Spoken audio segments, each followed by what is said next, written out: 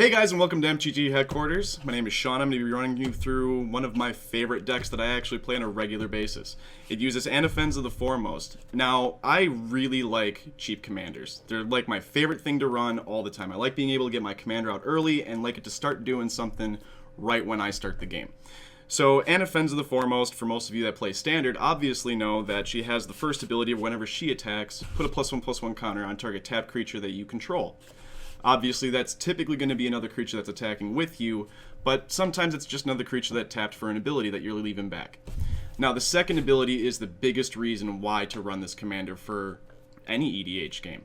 It has that ability, which is just like Leyline of the Void, where basically if a creature card's going to go into the graveyard, it's going to get exiled instead. Now, that replacement effect is very, very important, because if any of your opponents have a creature that says, whenever this creature dies, XXX, then that basically doesn't happen for them anymore. It can shut down a lot of the reanimator decks. It can shut down decks that do a lot of recursion of any sort. So she's kind of pretty good that way. The other thing, another thing about, God, I can't fucking talk either. Another thing about her is that she's running in white, black, and green, which, as we all know, used to be called Junk before it got the nickname Abzan from Khans of Tarkir. Now, Junk used to only be about a deck with just good cards that didn't really have synergy, didn't really have combo, but they were really meant to be run together. So that's what this deck is really reaching back to. It's not about a specific combo. It's not about +1/+1 counters everywhere. This deck is literally just about the best cards we can get in these colors. So we're going to start off, we're going to start with our lands here. Start with our basics. I'm going to be running typically in any EDH deck I'm going to build, it's going to be about 36 lands. I find that it's just a little bit above that 1/3. That's usually a pretty good amount to be running. You're not going to get flooded all the time, but you're usually still going to get just the right amount to get you where you need to be with your land count. So, as I was saying, back to my basics, I'm going to be running 5 plains, I'm going to be running 4 forests, and I'm going to be running 3 swamps. Now, the reason I'm choosing this count is because typically my load drops for the beginning of the game for my creatures or other spells, they're really going to require the green and the white and the black not so much. Not only that, but we have another land coming up, which you'll see in a minute, which kind of makes having basic swamps in the deck kind of just a thing for early game anyway.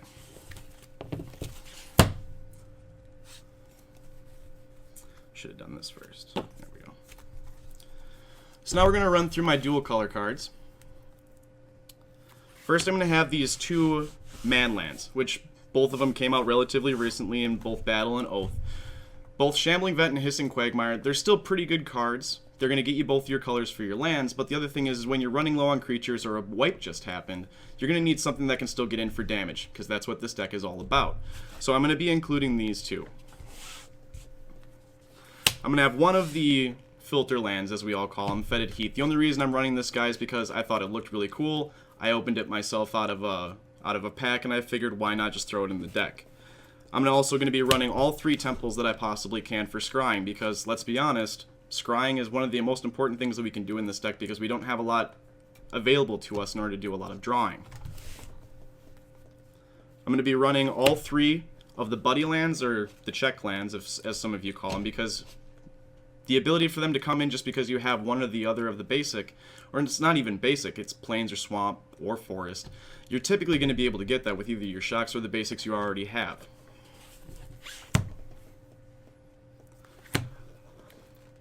I run all 3 of the on-color fetches, and the reason that I do that is because to me it just feels nice to only run the on-color cards in a deck. I could run all the other cards that go grab white and black and green, which is pretty much all of the fetches, but I really don't feel like that actually matches with the whole entire vibe of the deck.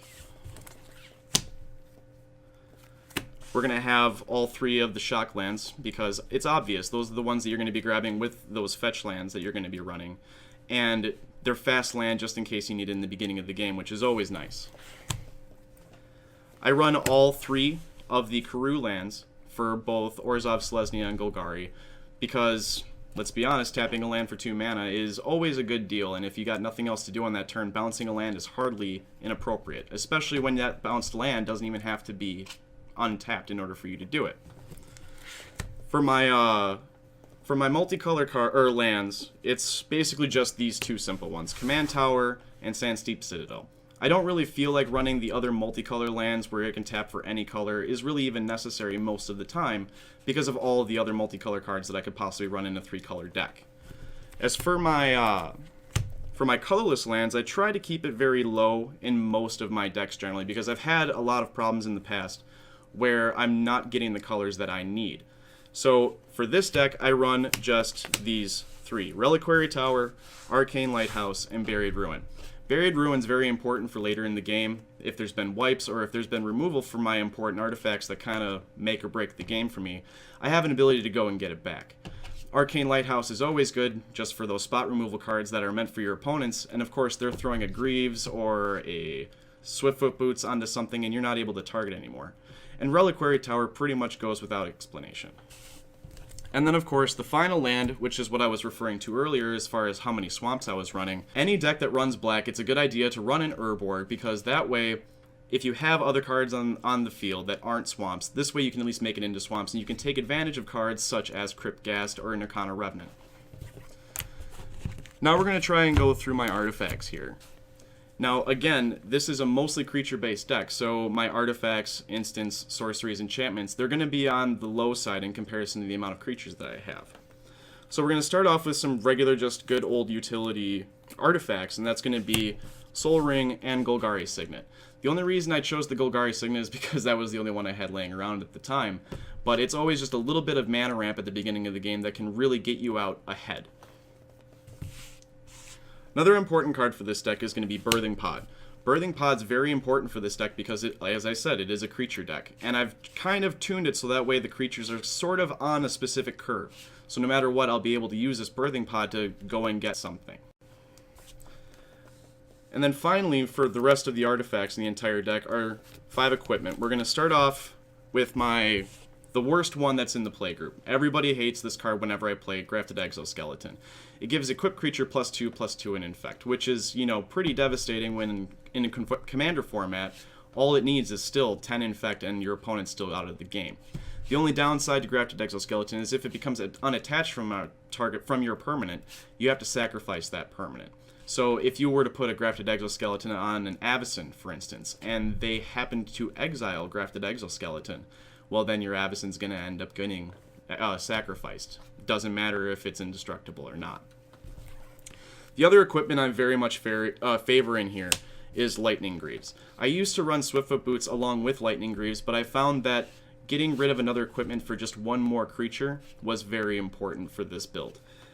I also run a Godsend because every single time I'm trying to attack through, or if I'm trying to stave off an attack coming at me, it's important to be able to realize that I can exile those cards just by combat alone and not through my targeted removal. It kind of acts almost like a Ghostly Prison or a Propaganda. It makes people not think twice about before they come and attacking me. Then the 2 swords that I run are going to be Sword of Feast and Famine and Sword of Light and Shadow. Both work in this deck very well. Again, it's kind of matching up with the colors, trying to go along with the theme, but Sword of Feast and Famine is arguably one of the best equipments in EDH. It has the ability that the second that you deal damage to or combat damage to a player, then you're going to untap all of your lands, which in EDH ends up being quite a few of them, especially with how long the games go. Not only that, but then you get the little added benefit of them having to discard a card, possibly like a wipe or a counterspell that they've been hanging on to for a very long time. Sword of Light and Shadow, on the other hand, is not as... Dog. Loud dog. Very loud dog.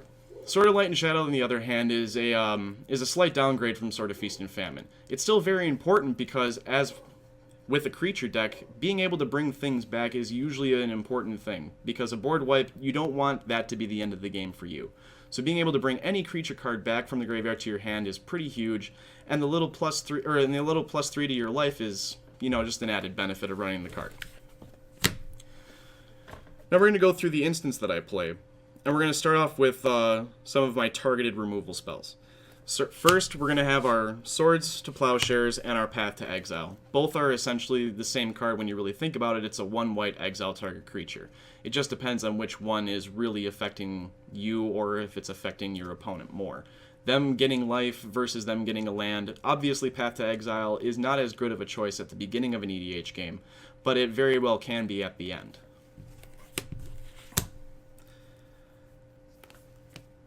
Return to Dust and Corrosion Grip are the two artifact and enchantment removal cards that I run in the deck.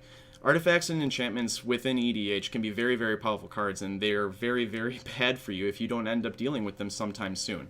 Return to Dust has the benefit as if you're casting it during your main phase, you get to take out a second one just because you're casting it during your main phase. And it's still an instant speed, so if there's something that they play, like a Blightsteel Colossus, and they're about to equip a Lightning Greaves to it, that would be a good time to use the Return to Dust instead of waiting until your turn to cast it. However, there's also another card that I run called Corrosion Grip that makes that split second really, really important. It can interrupt an equip speed. It can also make it so that people can't respond to it whenever it's being cast. The only added benefit of Return to Dust over Corrosion Grip is the exile over the destruction. One of my favorite cards that I have in this deck so far is Utter End. It's not really because it's an exile target permanent for 4, but it's really because I love how this particular card looks. It just looks nice, and not only that, but the benefit of exiling target non-land permanent is huge. Does not matter what the card is that your opponent has that's going to be upsetting your game, but you're able to get rid of it. The last 3 instant cards that I run in this deck are going to be Enlightened Tutor, Ready and Willing, and Abzan Charm. Now, these 3 cards together are kind of like the misfits in comparison to everything else. They don't really fit in a particular thing, especially Abzan Charm since it's a multiple mode card. But being able to exile a creature, always good. Drawing cards when we're kind of light on a hand is still good. And the 2+1/+1 counters can sometimes make or break how much of a life swing it's going to be for you to win that game. Enlightened Tutor goes without saying. It's a pretty good card for a deck that's going to run a couple of enchantments and artifacts that, when in tandem with your creatures, is really what's going to make this deck really thrive and be very powerful, and hard for your opponents to deal with. And Ready and Willing, on the other hand, I've had a lot of people tell me that they didn't like this card. That they thought it was kind of underpowered, that they thought it just wasn't really good enough. But after a couple of times of playing with it, when you have a field of 5 creatures and you feel like you can comfortably swing out, let your opponents attack you the following turn and then fuse up a Ready and Willing, all of a sudden everything's untapped, they have lifelink, and you know they're not going to die from any sort of destruction or damage that turn. Pretty good if you ask me. Next, we're going to go through my the sorceries that I choose to run in this deck, and in total, there are 6 of them. First off, we're going to start with a Praetor's Council. It's a really solid green card, especially seeming how they decided to put it in the Commander format itself. This is a Commander printing of this card. They show that it has a lot of potential in the format. Being able to bring your entire graveyard back to your hand is always important, especially when you're running creatures and you want to get them back. But it also gives you the added benefit of no maximum hand size for the rest of the game. Therefore, your hand size is not contingent on something like a Fragile Reliquary Tower that could get blown away just by a Ghost Quarter or a Strip Mine or a Dust Bowl or anything like that. For more recursion, I also run in Burial Rites. This is a really solid card because it basically reads for 5, 6, 7, 8, 9 mana, total of 9 mana, 1 of which has to be black and 1 of which has to be white. You're going to return 2 target creature cards from your graveyard to the battlefield. It really helps when you don't have to deal with return to your hand and then cast it again. This way, for just that mana, you return whatever creature cards in your graveyard back to the battlefield. Not only that, but if this card happens to get discarded from your hand because of, let's say, any sort of just like the equipment I was running earlier, which makes your opponent discard a card from their hand. If that happens to me, I can discard this and I'm still going to get the flashback. The other sorcery I run, one of the sorceries I run is another targeted removal spell, but it's a very powerful one. With Will of the Council, basically what ends up stating is that you vote for a permanent that an opponent controls. Then everyone else is going to vote around the circle. And if anybody else votes for something else, or if there's a tie between 2 things, any permanents that have been voted for that are tied for the most votes, those are both going to get exiled. So if there happens to be 2 on the field that really should go, sometimes that's going to end up happening for you. And the best part about Council's Judgment is that nobody can target or nobody can vote for any of your permanents. So this is strictly just my opponent has this and I want it gone. Let's see who else in the playgroup wants it gone. Then I also run these 3 sorcery speed board wipes: Black Sun Zenith, Merciless Eviction, and Wrath of God. Wrath of God's very, very easy to run. It's very normal for everybody to run it in white because it's just 4 destroy all creatures and they can't be regenerated. Black Sun Zenith kind of gets around the destroy the indestructibleness, and it can just instead put out -1/-1 counters to everything. So let's say you have stronger creature than everybody else and you want to keep it out on the field, you can still use Black Suns in order to keep that out. And of course, Black Suns has a little bit of its own versatility that it'll go back into your library, and you'll be able to cast it again later just in case. Merciless Eviction, on the other hand, is one of my favorite board wipes that there is.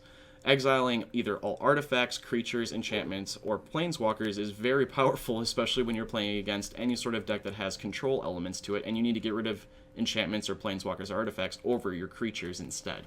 Not only that, but exile, very powerful, of course, because they're normally not going to be coming back.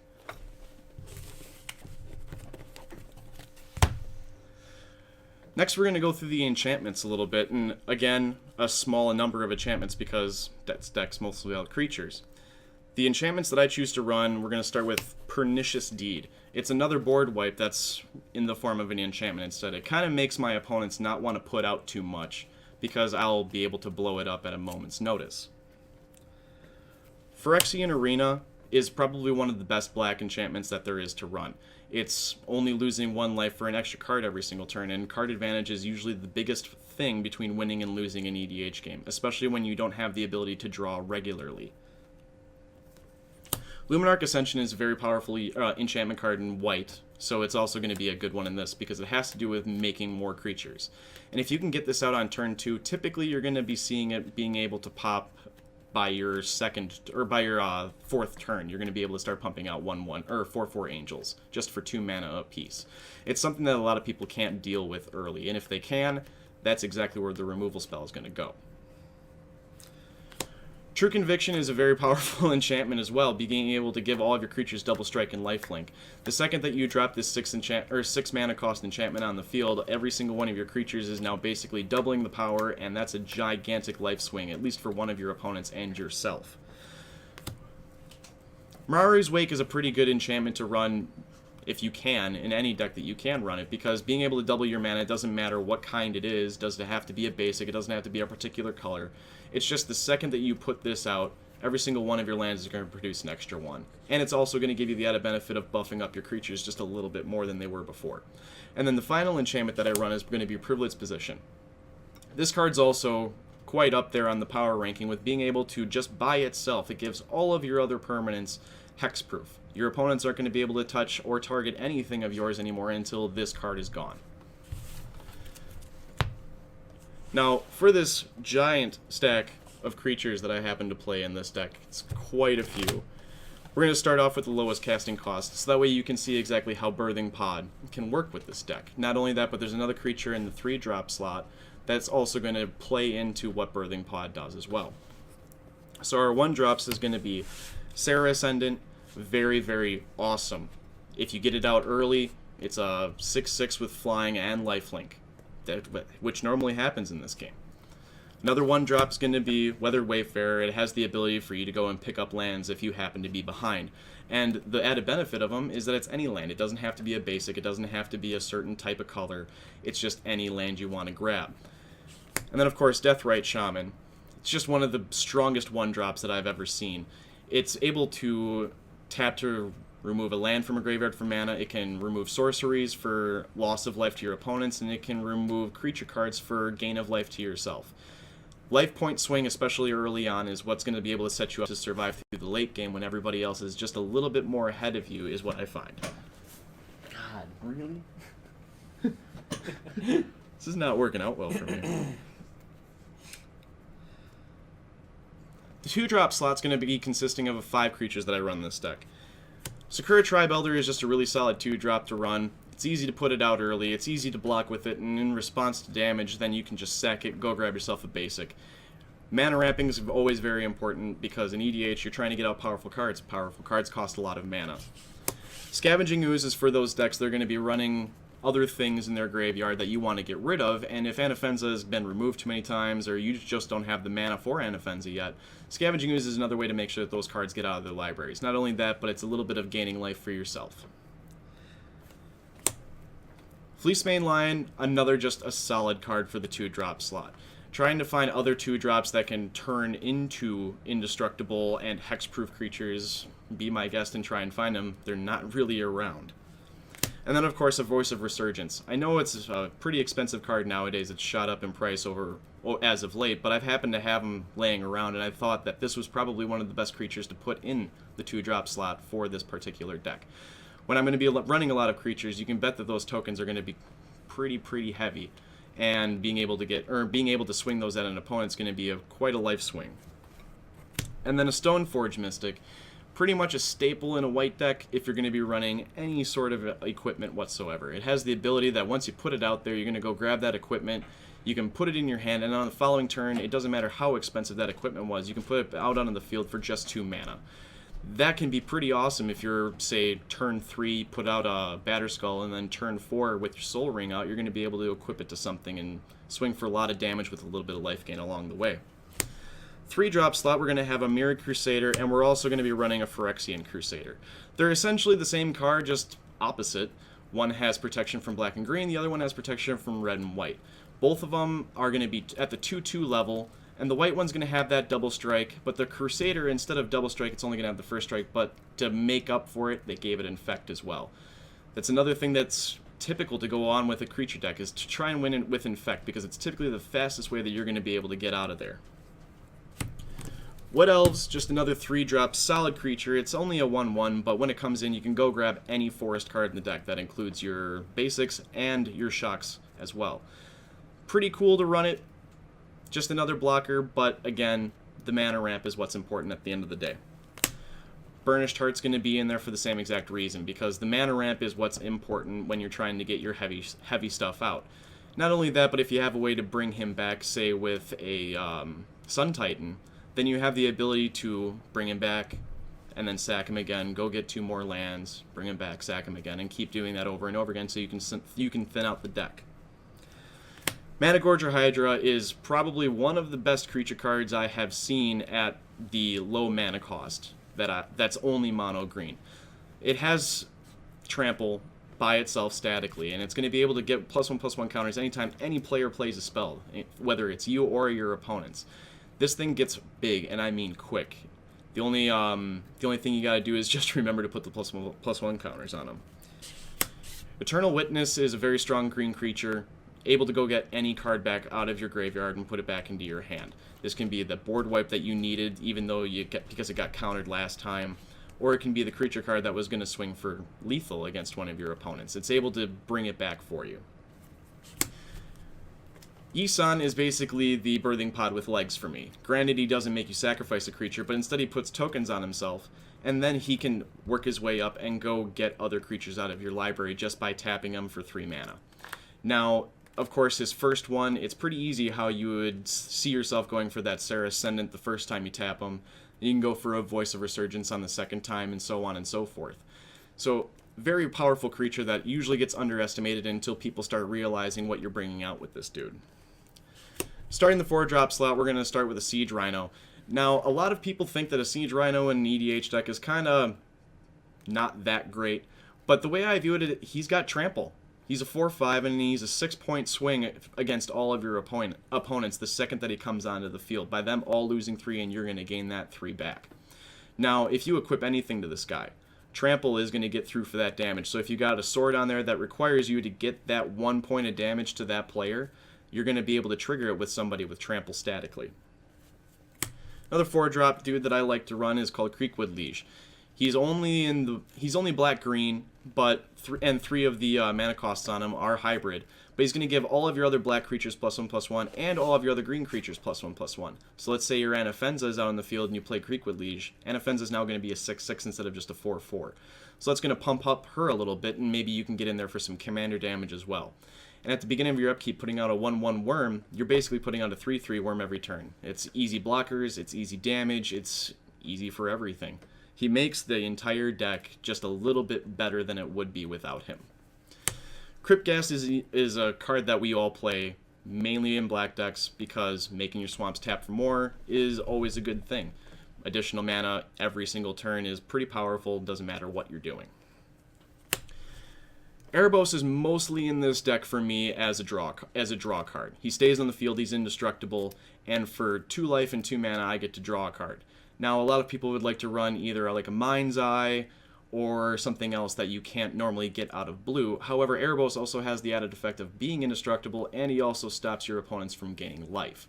Now that can be pretty huge as well when you're mainly talking about when you're mainly talking about your deck only going through with sheer power instead of any sort of other win condition. Linvala, Keeper of Silence, is another pretty major card to be running in this deck. Activated abilities of your opponents cannot be, or of your creatures that your opponents control can't be activated is pretty huge, especially when you're talking about creatures that have tap to exile something, or tap to destroy something, or tap to untap your stuff, or whatever. Linvala makes it so that way combo decks typically can't go off as easily. Obnixilus is a pretty solid 5-drop. He only starts out as a 3/3, but if you play him and then play a land, all of a sudden he is now a 6/6 guy.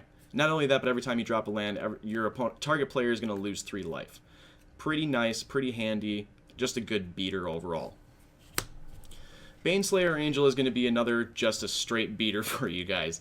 She's got flying, first strike, lifelink, and protection from demons and dragons. The demons and dragons thing doesn't come up too often, but sometimes it does. Mainly you're playing this creature for the 5/5 and the lifelink and the flying, all combined into one neat package. Divinity of Pride is basically an amped up version of Serra Ascendant. It's statically a 4/4 that you play for 5 mana, and it has flying and lifelink already. But if you have more than 25 life, for Serra Ascendant it was 30, this guy's going to get +4/+4. So basically, if you play this on turn 5 and you really haven't taken too much damage yet, you're going to have an 8/8 flying lifelink on the field. And that's pretty hard for your opponents to deal with. Skithrix, probably one of the best mono-black 5-drop creatures that there is in the format. It's got flying, it's got infect, it can have haste, and it can regenerate itself. It's kind of hard to find a package that good in this format. Wormcoil Engine is just a solid 6-drop. If it dies, you're going to get 2 3/3 worms that have both either Death Touch or Lifelink, whilst this guy by himself has both. And recursion with this guy is huge. Being able to get multiple tokens that either have Death Touch or Lifelink that are all 3/3s is pretty neat, especially since if you have opponents with other creatures that you really don't want coming at you, the Death Touch is going to be very, very helpful for you. Admonition Angel is one of those creatures that I don't really see a lot of other people running. This is a card that this is one of the first cards I opened actually out of World Wake set, and I thought it was just so cool looking when I saw it in foil. I don't know if you guys can maybe appreciate exactly what the foil is with the lighting that we have right now. But the best ability about this dude is that every time that you drop a land, you're going to be exiling target non-land permanent. It's basically an O-ring that can keep doing it over and over again, and it has flying, and it's a 6/6. Of course, when Admonition Angel dies, all the stuff you've exiled is going to go back to those owners. But a cool thing with Admonition Angel, if you ever thought about it before, whenever you drop a land, you can start exiling your own things, and then maybe do a board wipe after a couple of lands have entered the battlefield. It's an easy way to get rid of everybody else's things, and everything of yours ends up staying on the field. Sun Titan's a really powerful recursion card in this deck, because bringing back anything with converted mana cost of 3 or less, as you saw before throughout all of the creatures and throughout all of the artifacts, that's going to be quite a few cards that you're able to bring back over and over again. One of my favorite interactions with Sun Titan is being able to bring back any sort of fetch land out of my library back to the field with a landfall creature on the field, such as Obnixilus or Admonition Angel. You're able to bring back a land, then you can sack it and go get another land. So just by having Sun Titan on the field, per turn you can have two landfall triggers, and who doesn't want that? Sheoldred's just one of those creators that a lot of people run in black decks. I mean, it's pretty rough to deal with, and in this deck I do run all 3 of the creators because we're looking for just the best black, white, green creatures that we can possibly run. Sheoldred's recursion is huge, Swamp Walk is huge, especially when you play your Urborg, and not only that, but you're making your opponents sack dudes every single one of their upkeeps. Elish Norn's going to follow him up because clearly she's another creator, and clearly she is also very overpowered. Not only does she herself have vigilance, but she also gives a buff to all of your creatures of +2/+2, and all of your opponent's creatures are going to get -2/-2. It's one of those things that can really shut down one of your opponent's token decks, which I have done multiple times with this particular card. Then we're going to show up with the third creator, Vorinclex, Voice of Hunger. Now, a lot of people don't like to run this card because it's usually target bait immediately, or a lot of people don't run it because they think it's just a little bit too mean. But again, point of this deck is just to be the best that it can be. Trampling 6/7, that's not even the main reason that we're running this guy. We're actually running this guy because of doubling our own land, just like quite a few other cards in the deck that we actually run do. But it's not just that, but it's also making it so whenever your opponent taps down a land, it's going to be staying tapped for an additional turn than it would have been in the first place, making removing him just a tax on its own. Platinum Angel, kind of hard to run when you're saying you're going to run the best creatures you know, and then there's a creature that says you can't lose the game, your opponents can't win the game. It kind of almost has to have the vote of one of the best creatures that there is. Sure, it has only evasiveness of such as flying, but if you have the ability to give this guy indestructible, or hexproof, or anything else, this guy ends up being your saving grace in the game.